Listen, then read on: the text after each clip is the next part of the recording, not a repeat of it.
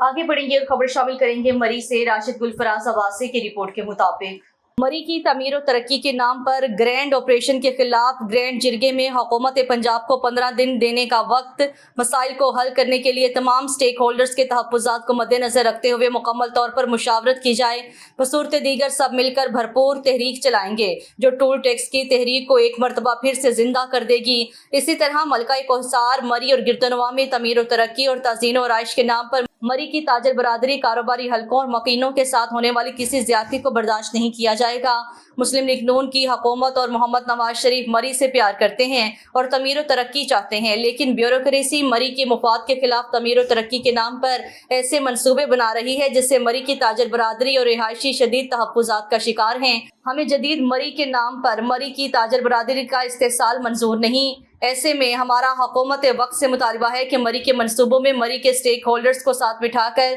मरी प्लान बनाया जाए जिससे ताजरों और यहाँ के मकीनों के हकूक मुतासिर ना हो। इन ख्यालात का इज़हार मरी में मुनक्किद होने वाले ग्रैंड जिरगे से खिताब करते हुए रुकन कौमी असम्बली के मुतअद्दिद खास अब्दुल्ला इशफाक सरवर, कारी सैफुल्लाह सैफी, बार एसोसिएशन के सदर जलील अख्तर अब्बासी, एडवोकेट आमिर शाह, इत्तेहाद मसियाड़ी के चेयरमैन कमर अब्बासी, राजा हारून महफूज, राजा मंसूर इखलाक आशिक अब्बासी, हमायूं मुर्तज़ा अब्बासी, राजा अरशद नवाज, साइम अब्बासी समेत दीगर ने अपने खिताब करते हुए कहा है कि मुल्क में बढ़ती हुई महंगाई ने मुल्क भर में खुसूसन मरी को बुरी तरह मुतासिर किया है।